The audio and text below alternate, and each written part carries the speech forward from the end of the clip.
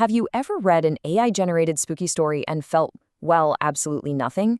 Like you're reading a grocery list instead of a thriller? Well, welcome to this explainer.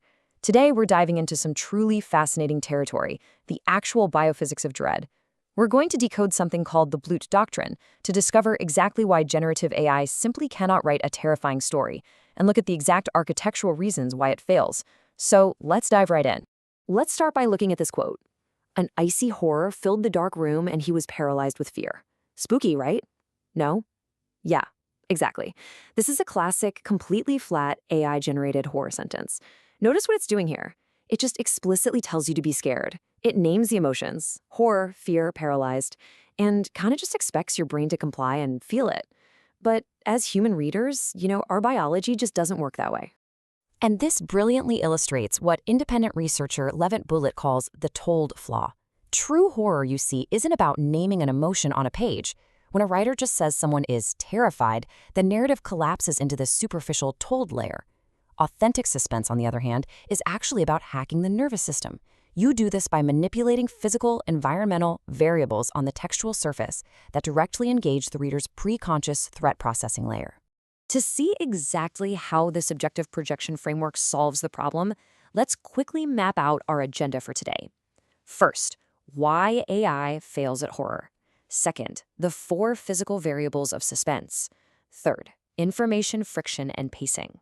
Fourth, narrative entropy and contradiction. And finally, a diagnostic checklist.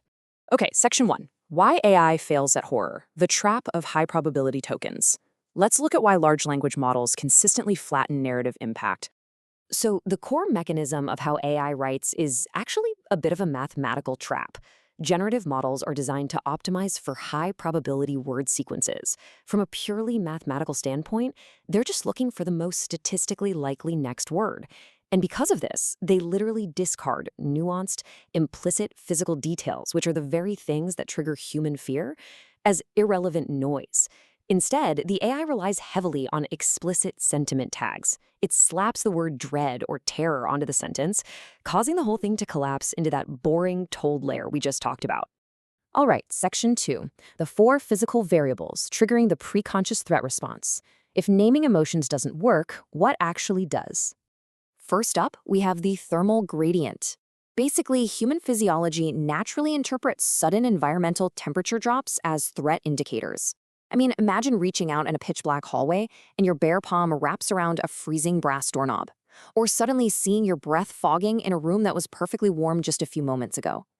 By describing those physical temperature shifts, you establish a visceral threat anchor, way better than just declaring, "He was terrified." Next is acoustic impedance. Have you ever noticed how the sudden dampening of an echo immediately makes you tense up? That's because our ears, even in our imagination, are constantly scanning for threats. Good writers use frequency shifts across wooden floorboards or sudden unnatural silences to violently signal spatial enclosure to your brain. Think about a vibrating ventilation fan that abruptly cuts off. That deadened reverberation immediately heightens the reading friction. Third, luminous decay. Now this one is fascinating because it isn't just about saying the shadows grew. Frankly, that's lazy writing. Luminous decay is the physical loss of a light source's capacity to refract across a room.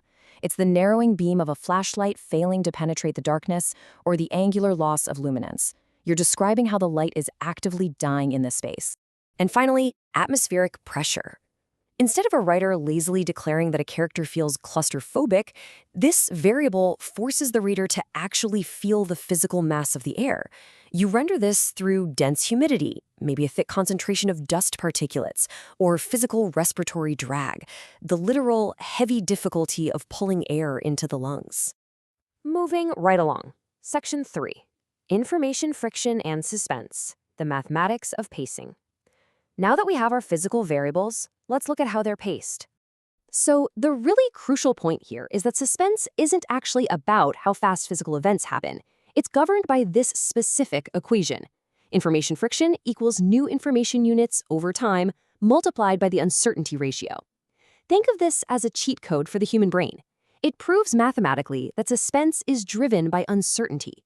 As long as the exact nature of the threat, whether that's the killer, the monster, whatever the entity is, as long as it remains unstated, this mathematical friction keeps our nervous systems completely on edge. But, and here is the kicker, the exact moment that threat is fully revealed, that uncertainty ratio drops straight to 0. Any number multiplied by 0 is 0, meaning information friction completely collapses. This perfectly explains that classic phenomenon where a horror movie suddenly loses all of its tension the exact second you see the creature clearly in the light. Generative AI models are terrible at this. They naturally want to resolve uncertainty as rapidly as possible, which immediately strips the prose of all its necessary friction. Section 4. Narrative Entropy and Contradiction. Hacking the processing load. This leads us directly into how we measure the dramatic potential of a scene. Suspense prose maintains high narrative entropy by leaving these deliberate inferential gaps. You're intentionally hacking the processing load of your reader's brain. You're forcing their mind to actively reconstruct the threat from the physical clues, rather than spoon-feeding them the answers. The harder their brain has to work to process the physical cues, the higher the dread. Let's see how this builds into the most potent tool for maximizing this entropy. Atmosphere contradiction. Take a look at this comparison. Low entropy is a stereotypically dark, gloomy castle on a stormy night. It's expected, right? It's a cliché.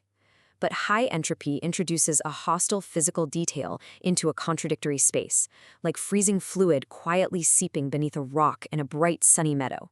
That contradiction creates a much higher cognitive load and generates profound unease. Now, what's truly fascinating is this near-zero score you see right here, 0.00 to 0.05.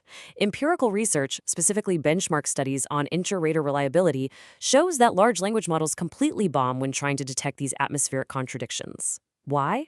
Well, because the AI only sees surface-level sentiment words. It sees sunny meadow and immediately thinks happy, entirely missing the horrific physical implication of that freezing fluid. Okay, final stretch. Section 5.